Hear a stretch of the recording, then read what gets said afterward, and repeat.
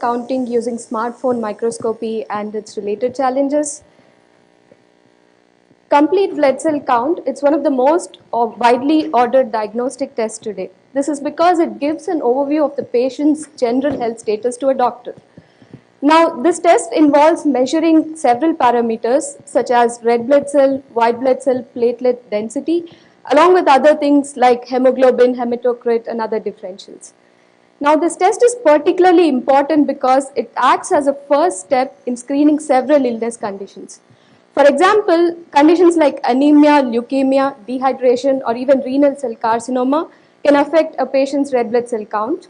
On the other hand, bone marrow failure, lupus, stress, or mild infections can affect a patient's WBC count. And finally, dengue is one such infection that has been gaining a lot of attention in India recently. And patients with severe dengue show dipping platelet counts. Now, before I go further into this talk, let me give you a brief overview of different types of cells so that we all know what it is that we are looking for. The first kind of cells are red blood cells or erythrocytes. You can see them here as uniform discs or circles on a thin blood smear under a microscope at 400 times magnification. They have a diameter of just 7.5 micrometers and their count ranges from 4.2 to 6.1 million cells per microliter in a healthy adult. The second kind of cells are white blood cells or WBCs. They are irregular in shape and they are slightly larger than RBCs at 10 to 30 micrometers in diameter. You can see two of them in the picture there. Their count is much lower than that of RBCs at 4,500 to 11,000 cells per microliter. Finally, the third kind of cells, the smallest of all, are platelets. You can see them as violet dots in the picture there. Their diameter is just 2 to 3 micrometers and their count ranges from 150,000 to 450,000 cells per microliter. Now, in a significant number of point-of-care centers and laboratories today, this blood cell counting is done manually, and it is done using a device called a hemocytometer. This is simply a very thick glass slide with two 3 millimeter by 3 millimeter grids etched on it. It also has two raised grooves so that when a cover slip is placed on top, a counting chamber of fixed depth of 0.1 millimeters is formed, as you can see in the picture there. Now, in order to count the blood cells, the blood is first treated and diluted, and the diluting reagent is chosen very carefully so as to hemolyze or dissolve all the other cells except those that are being counted. And once this whole process is complete, the diluted blood is introduced into the counting chamber. The counting chamber is placed under the microscope, and then the lab tech or the pathologist sits and starts counting the number of cells in those boxes. To get WBC density, 4 of the outer boxes marked with W are used, and to get RBC density, 5 of the smaller squares in the center marked with R are used. Now, once the cell count is known, the cell density can be easily extrapolated because the area of the grid and the depth of the counting chamber are known beforehand.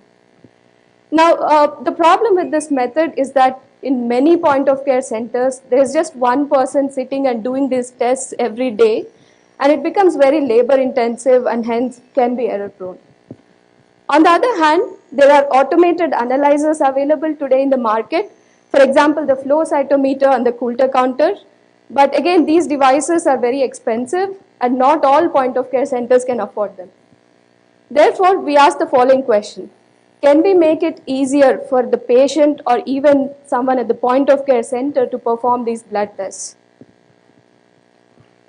The answer to this question we found could be a yes due to some recent developments in low-cost lenses for smartphones. For example, this microphone lens that you can buy for $30 off the internet can increase your smartphone's magnification to 150 times. And it's just a simple stick-on acrylic lens that you can stick on to your iPhone's camera and start clicking pictures. On top of this, there are other lenses with similar functionalities available on Amazon that you can buy any day. Now, apart from that, Foldscope is another such microscope project from Stanford that has gained a lot of attention today. It claims to give over 2,000 times magnification for less than $1. This is not a smartphone specific lens, but it can be extended to stick onto a smartphone. Now, we are not the first people who looked at something like this. There are other research groups who have developed fully functional smartphone prototypes. For example, the lens-free microscope from UCLA and the CellScope from UC Berkeley. However, these devices again are either too bulky or they're too expensive, or they require complex pre-processing steps to do before you can start counting blood cells. And this again defeats our purpose and our original idea. So we went ahead and we thought, okay, given that there are smartphone lenses available today, what can we do to solve our problem?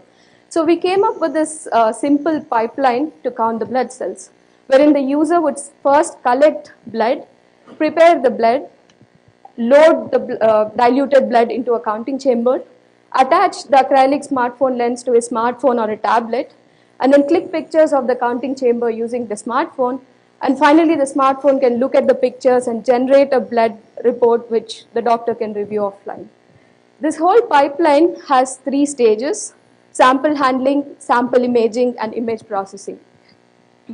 I'll briefly go over challenges and our thoughts in sample imaging and image processing. We talk about other things in the paper.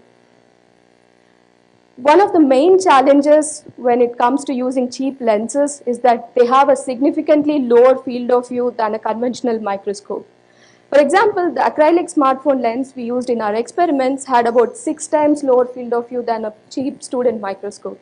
And this is a problem. On top of that, the field of view is not clean. There's severe distortion around the edges. As you can see in the picture of a counting chamber from the acrylic smartphone lens, you can see that only a grid of 0.2 millimeter by 0.2 millimeter is actually visible. However, to get a medically acceptable result, we needed a picture of at least 1 millimeter by 1 millimeter grid. So our solution to the problem was to not just click a picture, but instead scan the entire 1 millimeter by 1 millimeter region of interest and then capture a video while doing the scan. And then we would post-process this video later on to get the cell counts. And to help the user scan easily, we developed an XYZ stage attachment for the smartphone. And this is a 3D printed attachment. You can see that in the picture there. One end of that holds the smartphone and the other end holds the counting chamber. There are screws available that the user can turn to make the counting chamber move in X, Y, and Z directions. Now, this is one such sample scan video from the smartphone lens. The solution here inside the counting chamber is blood, wherein all the WBCs are hemolyzed, so there are only red blood cells here. You can see them as black dots in the picture, so that is what we are trying to count to get the blood cell density. So once we have the scan videos, the next step would be to process these videos and get the cell density. To do that, we came up with a very simple plan. We thought we'll first crop region of interest in every frame, and then we thought we'll stitch all the frames together and then count the number of cells in this big panorama and then get the density. So we went ahead and we tried the frame stitching approach. We used a stock image stitching algorithm from OpenCV, and this is the result you can see from some of the frames of the video that I've shown earlier. You can see that it's less than perfect. There is improper stitching at lines. Also, there is significant blurring in some parts of the image. And this is not good. On top of that, stitching sometimes fails real bad. So we concluded that the stitching output might not enable us to count efficiently.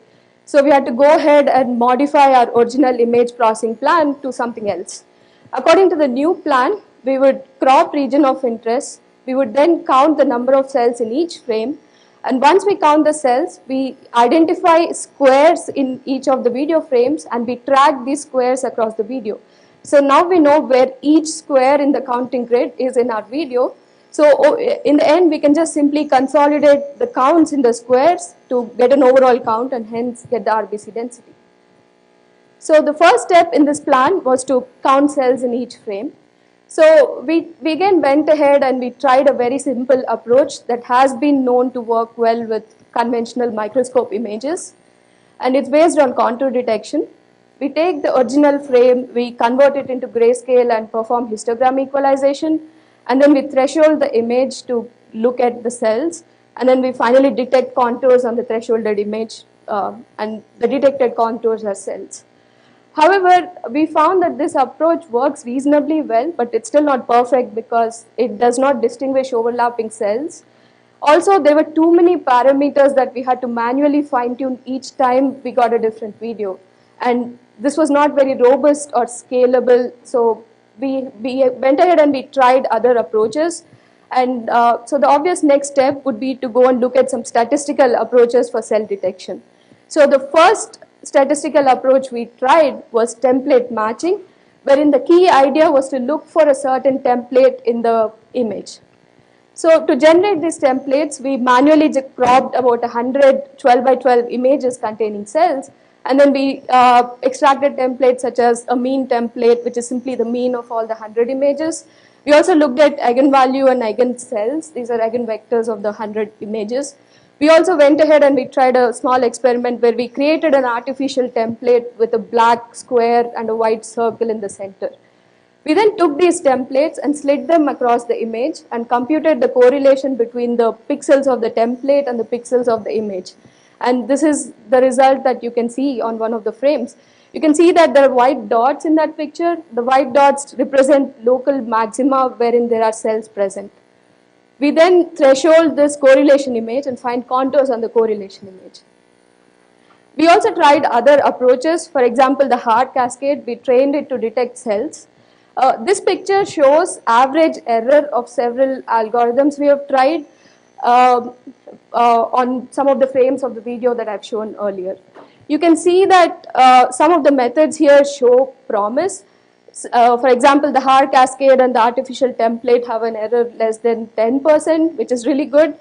And we also found that artificial template works the best compared to other statistical approaches, and this was surprising, and probably because we didn't train the statistical approaches using enough data. This is something we plan to explore in the future. So once we know where the cells are in each frame, according to the plan, the next step would be to identify squares in the video and track these squares across different frames in the video. To identify squares, we first take the original image. We again convert it into grayscale and perform histogram equalization.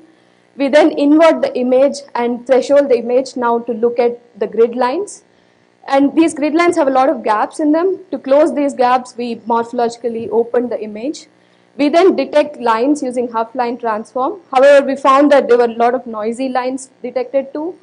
So we filtered all of those lines to just look for horizontal and vertical lines. And then we finally detect the intersection points of these lines, and this gives us squares in the image along with their boundaries. So the next step was to track squares once we've detected them. So to do that, we thought we'll extract some features of each square that we have detected, and then we'll compare these features to the features of squares that we find in the previous video frames. So if the feature sets match, then it's the same square, otherwise it's not. So the first kind of features that we looked at are scale invariant features. These again have been traditionally used for image stitching. And in this case, we say that two squares match if the Euclidean distance between their feature vectors is less than a threshold. We found that this approach resulted in a lot of double counting wherein a cell was counted more than once. Also, there were many mistakes, so it didn't work well. So we went ahead and we designed our own set of features for each square. And these features were based on cell locations in that particular square. So the new feature vector is computed as follows. We detect cells in each square, and we compute the distance from the square to each of the borders of, distance from cell to each of the borders of the square. And we then say that square 1 matches with square 2. The distance between closest match of cells to square 1 and square 2 is less than a threshold. We found that this resulted in no mistakes like before, but it still had a lot of double counting. And so to solve the problem of double counting, we went ahead and we applied two filters on the results that we found earlier. The first filter was based on the idea that a square in two consecutive video frames should not move by a lot. So if we find two squares are nearly at the same position in two consecutive video frames, then they must be equal. So for this example, we could say that 0 equal to 8 based on the location match filter. The second filter that we looked at was a neighbor tracking filter, wherein we say that two squares that share the same set of neighbors should be the same. So from this filter, in this example, we can say that 1 equals 11 and so on, just based on one match 8 of the square number 8. So after applying these two filters, we found that our overall number of squares were, we were able to detect all squares and track them. So to conclude what I've told earlier, our pipeline involved as loading the blood sample into a counting chamber, scanning 1 mm by 1 mm grid of the counting chamber, and then clicking pictures. So instead of clicking pictures, we scanned and we captured the video, and then we would extract frames from these videos, and then we'd count the number of cells. We would detect squares and track the squares across the video, and then consolidate the counts. So for the example video that I've shown earlier, our calculated RBC density was about 5.36 million cells per microliter, whereas the ground truth was 5.22 million cells per microliter. This is close, but it's not yet there for the medical community to accept it. So to conclude my talk, I would like to say that smartphone microscopy shows a lot of promise for do-it-yourself blood counting tests, but it doesn't come easy. It comes with a lot of challenges. Lower field of view of smartphone lens, poor image quality, and complicated sample handling protocols. So our preliminary work shows that these challenges can be solved, but still there's a lot of work to be done before a product like this can be realized in the market out there. That's it for my talk. I'll take questions now.